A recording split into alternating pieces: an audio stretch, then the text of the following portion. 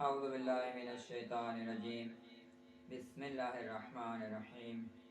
عزیزان محترم، آج کل سادہ لوگ شیعوں کے عقائد کو کمزور اور ایمان کو ضعیف کرنے کے لیے ان کے دلوں میں مولا علی علیہ السلام کے متعلق شکوک و شبہات کو ڈالا جاتا ہے۔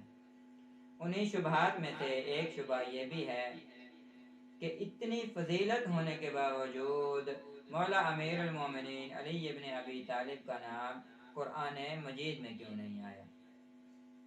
یہ شبہ کرنے والوں سے سب سے پہلے تو میں یہ پوچھوں گا کہ کیا اس کے برعکس قرآن میں ہے؟ کیا صحیفہ قرآن میں ہے؟ کیا شورا قرآن میں ہے؟ اور یہ شبہ کرنے والے وہ لوگ ہیں کہ جو قرآن کو سمجھتے نہیں ہیں۔ مانا کہ مولا علی علیہ السلام کا نام قرآن میں نہیں ہے، لیکن مولا کے اوصاف تو قرآن میں ہیں۔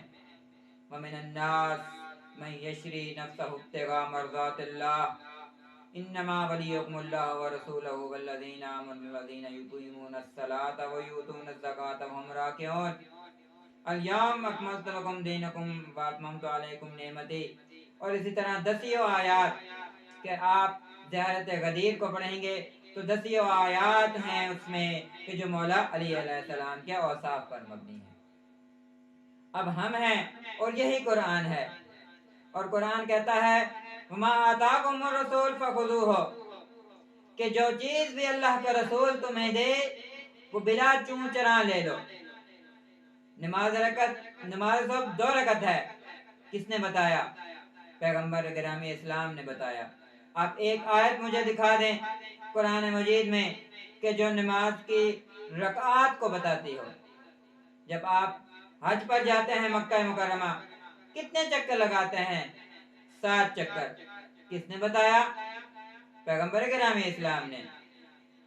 جب آپ صلی اللہ علیہ وآلہ وسلم اپنے عمر کے آخری سال میں حج پر تشریف لے گئے ہیں تو اب لوگوں کی آنکھیں گویا کیمرہ بن گئے ہیں۔ آپ نے فرمایا کہ جس طرح میں حج کروں، میں حج کے افعال کو انجام دوں، اس کو دیکھتے جاؤ اور بالکل اسی طرح حج کو ادا کرنا۔ اب مولا رسول خدا صلی اللہ علیہ وآلہ وسلم نے طواف کیا ہے، لوگوں نے دیکھا ایک رکن بن گیا۔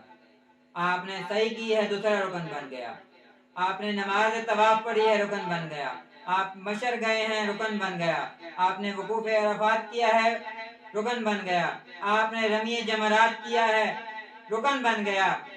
تو کیا ہو گیا ہے ان مسلمانوں کو کہ جو پیغمبر کا شیطان کو پتھر مارنا تو قبول کر لیتے ہیں، پیغمبر کا کعبہ کے گرد چکر لگانا تو قبول کر لیتے ہیں، لیکن کچھ ہی دنوں بعد غدیر میں جب پیغمبر لوگوں کو جمع کر کے من کنت مولا ہو فہذا علی المولا کہتے ہیں تو اس بات کو قبول نہیں کرتے۔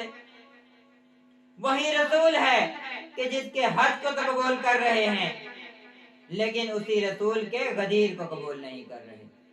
یہ کیسی اطاعت ہے؟ یہ کیسا مسلمان ہے؟ انہی مسلمانوں کے لیے تو اقبال کہہ گئے ہیں جو میں سر بسجدہ ہوا کبھی تو جبیں سے آنے لگی صدا، تیرا دل تو ہے صنم آشنا، تجھے کیا ملے گا نماز میں۔ والسلام علیکم ورحمۃ اللہ وبرکاتہ۔